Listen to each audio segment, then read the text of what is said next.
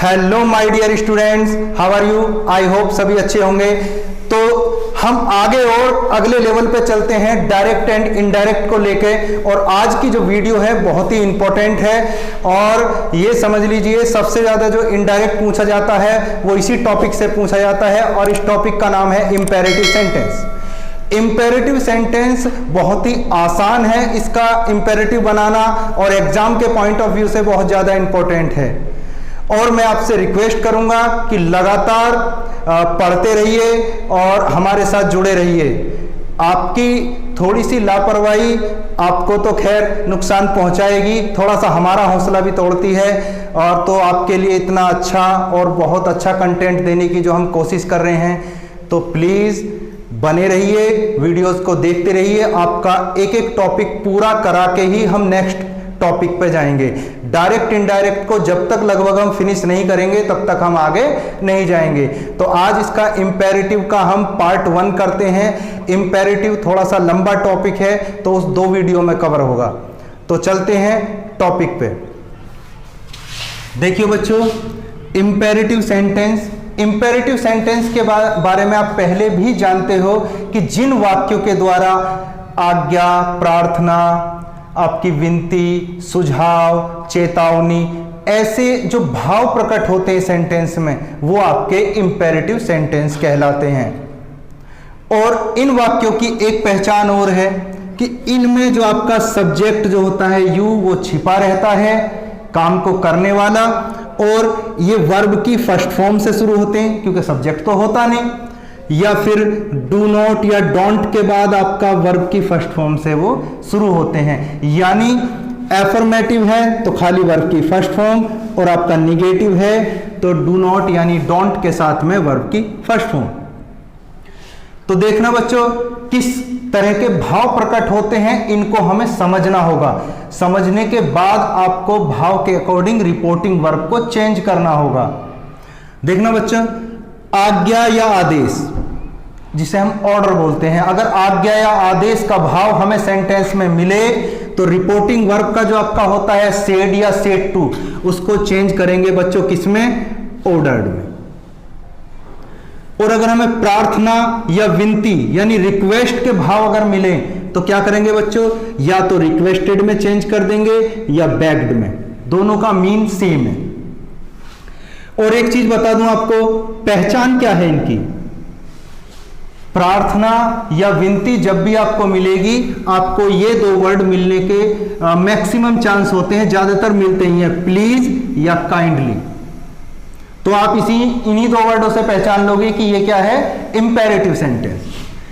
सलाह भी मिलती है इन सेंटेंसों में। सलाह, जैसे डॉक्टर सलाह देता है, टीचर अपने स्टूडेंट्स को सलाह देता है, मदर अपनी लड़की को या लड़के को सलाह देते हैं।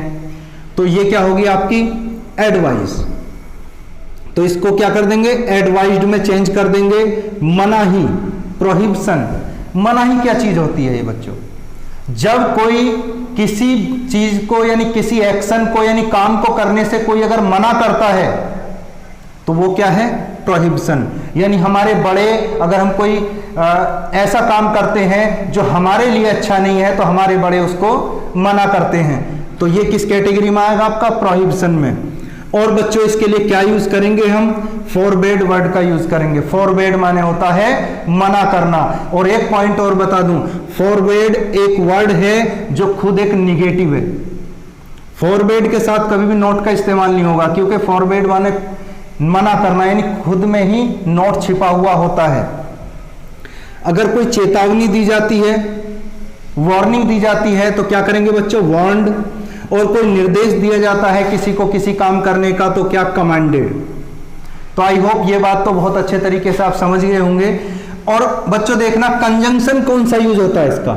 इनका कंजंक्शन होता है आपका टू एफर्मेटिव में। किसमें बच्चों?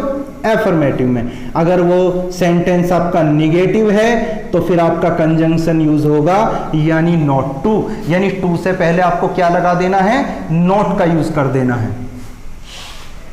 अब चलते हैं एग्जाम्पल्स पर। एग्जाम्पल से आपको ये सारी बातें और अच्छे तरीके से क्लियर हो जाएंगी। एग्जाम्पल नंबर 1 बच्चों, the master said to the servant. मालिक ने नौकर से कहा डू दिस वर्क, ये काम करो। तो आपको पता है बच्चों मालिक क्या करता है, मालिक हमेशा नौकर को क्या देगा, आदेश यानी ऑर्डर। तो किसके भाव प्रकट हुए इस सेंटेंस में, आदेश के। तो आप लगा दीजिए the master ordered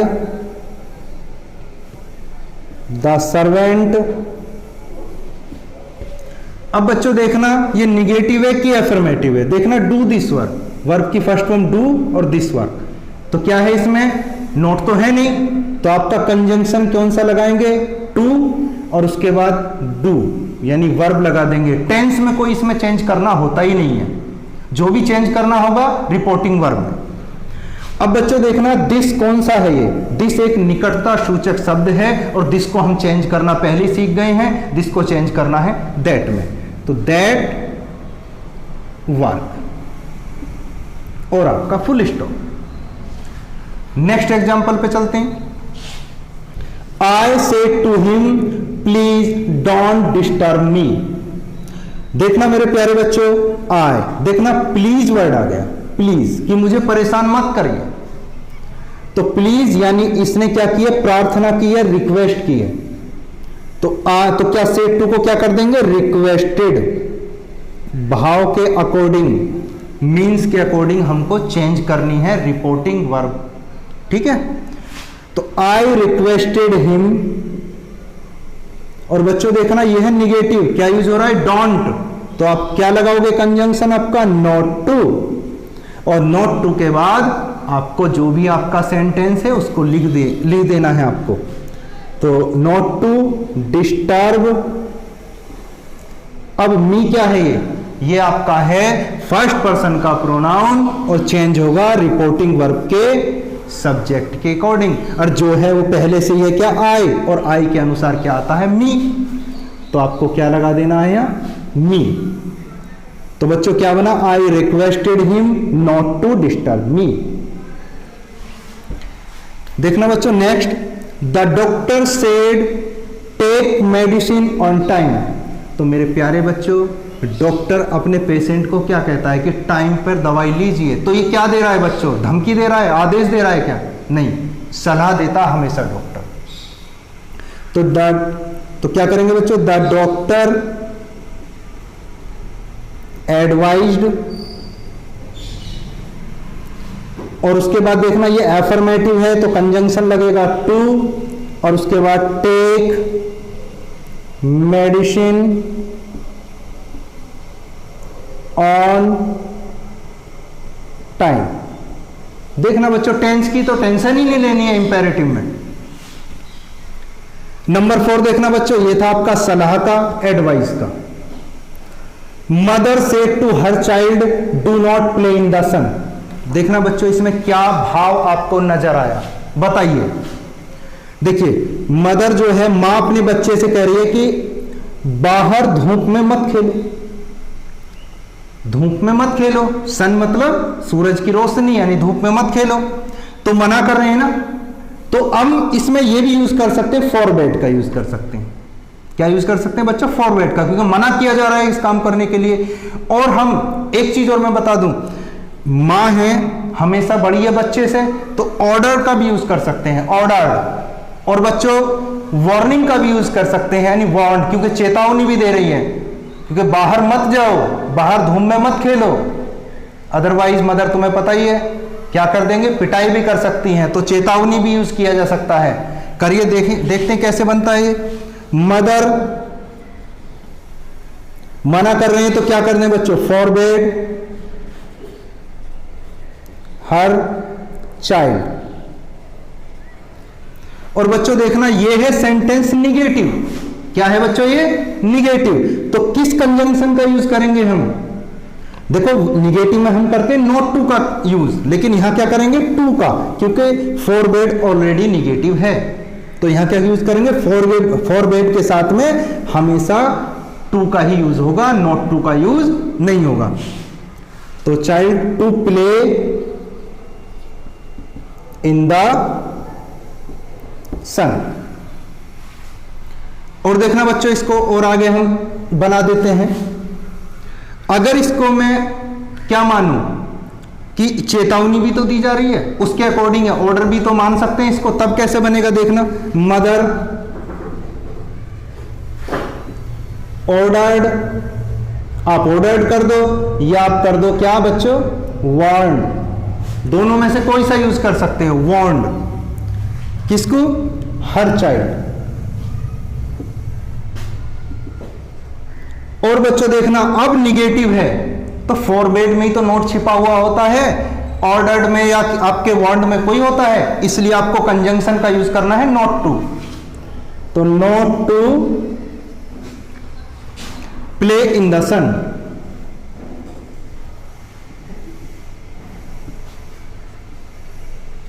full stop, हो गया।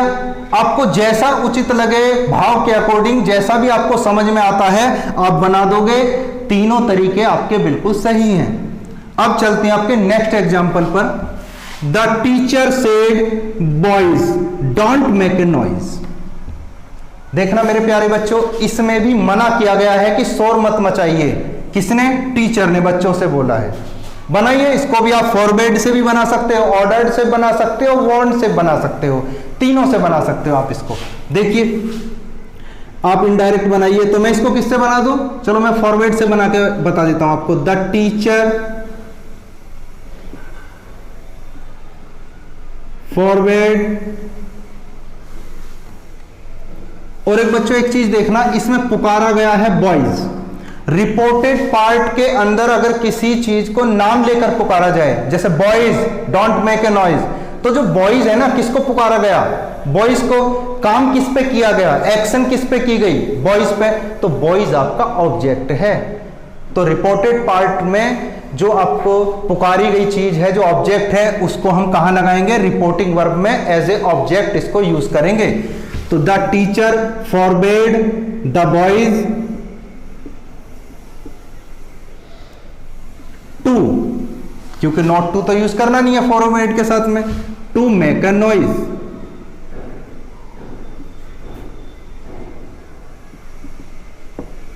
और मेरे प्यारे बच्चों आपको पता ही है, अगर फॉरवर्ड यूज नहीं करते हैं, अगर वार्न्ड यूज करते हैं तो कैसे करेंगे, the teacher warned the boys not to make a noise. Next देखना बच्चों, she said sit here Puja. मेरे प्यारे बच्चों देखना इसमें सी, अब वो कह रही है क्या, सिट हेयर पूजा। किसको पुकारा गया बच्चों, पूजा को। तो मैं आपको बता रहा हूं, नाम लेके अगर किसी को पुकारा जाए उसको रिपोर्टिंग वर्ब का ऑब्जेक्ट बना देंगे हम। देखिए तो बैठने के लिए क्या कहा गया है, सिट हेयर। तो बच्चों देखिए सी ऑर्डर्ड कर दीजिए, अगर आपको लग रहा है उसने ऑर्डर दिया है, ऑर्डर्ड। अगर एक चीज और पॉइंट नोट करिए, अगर किसी सेंटेंस में आपको कोई भाव समझ में ही नहीं आए तो उस कंडीशन में आप आस्क्ड का यूज कर लेना, टेंशन खत्म और आपका सेंटेंस बन जाएगा। देखिए सी ऑर्डर्ड क्या, पूजा,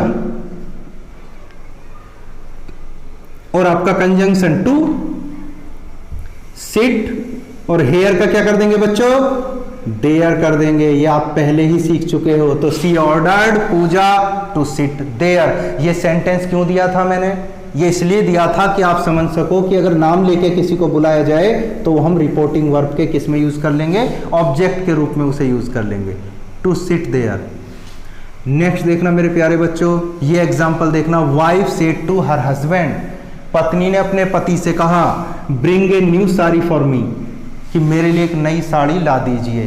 तो मेरे प्यारे बच्चों इसमें आपको किसके भाव प्रकट हुए, ऑर्डर के, रिक्वेस्ट के, या कुछ समझ में ही नहीं आया। देखिए यहां ऐसा कोई समझ में आ नहीं रहा है कि साड़ी लाने के लिए उसने रिक्वेस्ट की है, ऐसा हो सकता है ऐसे ही बोल दिया हो, ऑर्डर भी नहीं लग रहा कि ऑर्डर दिया हो। तो ऐसी कंडीशन में हम क्या करेंगे, आस्क्ड का यूज कर लेंगे। आपने यहां अगर किसी वजह से रिक्वेस्ट का भी यूज कर लिया, कि मान लीजिए मान लिया कि हस्बैंड को रिक्वेस्ट ही करेगी वाइफ, तो भी चल जाएगा, लेकिन यहां यूज क्या कर लें हम, आस्क्ड का यूज कर लें, क्योंकि हमें क्लियर नहीं है कि भाव कौन से हैं। तो वाइफ आस्क्ड हर हस्बैंड,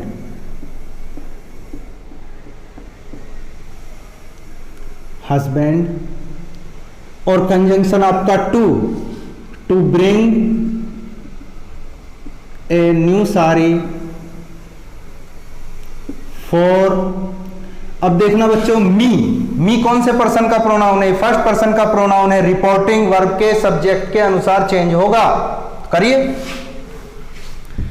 तो आपका देखना रिपोर्टिंग वर्ब का सब्जेक्ट क्या? वाइफ। तो वाइफ के लिए क्या आता है? शी। और इस टाइम पे कौन से केस में है? ये है ऑब्जेक्टिव केस में, तो वाइफ का ऑब्जेक्टिव केस क्या होगा? यानी शी का ऑब्जेक्टिव केस आपका होगा हर, और आप लगा दोगे फुल स्टॉप। तो मेरे प्यारे बच्चों, आई होप आज की वीडियो अच्छे तरीके से आपको समझ में आई होगी। आप बार बार प्रैक्टिस करिए, लगातार प्रैक्टिस करिए, और कोई अगर आपका इस टॉपिक में से कोई सेंटेंस आपसे नहीं बन पाता है इंपेरेटिव का, तो कमेंट में लिख के जरूर बताइए और लाइक जरूर करिए। इससे हमारा उत्साह बढ़ता है और हमें प्रेरणा मिलती है कि हम आपके लिए ऐसे ही लगातार मेहनत करते रहें। क्योंकि आप जानते ही हो, ऑनलाइन एक वीडियो बनाने में भी कम से कम 2 से 3 घंटे लगते हैं, तब जाके आपके लिए एक वीडियो बन पाती है। तो इस बात को समझिए और लगातार हमसे जुड़े रहिए, जिससे हम आपके लिए कम से कम पूरा सिलेबस इस साल दे दें, हम ऑनलाइन भी। तो आपको पता ही है कि शेयर आपको करना है अपने दूसरे जो आपके दोस्त हैं उनके साथ में, जिससे उनका भी फायदा हो। और ये मत सोचना कि वो बच्चा पढ़ लेगा तो अच्छी बात है ना, जितना आप शेयर करेंगे ये लगा लीजिए आपका ज्ञान भी उतना ही बढ़ेगा। तो शेयर करिए और वीडियो को लाइक करिए, और सब्सक्राइब तो करना ही है अगर आपने नहीं किया है, और साथ में बेल आइकन भी दबा देना है, अदरवाइज नोटिफिकेशन नहीं मिलती अगर आप सब्सक्राइब भी कर देते हैं और बेल आइकन नहीं दबाते हैं। तो आज के लिए बस इतना ही। Wish you all the best. मिलते हैं नेक्स्ट वीडियो में। जय हिंद।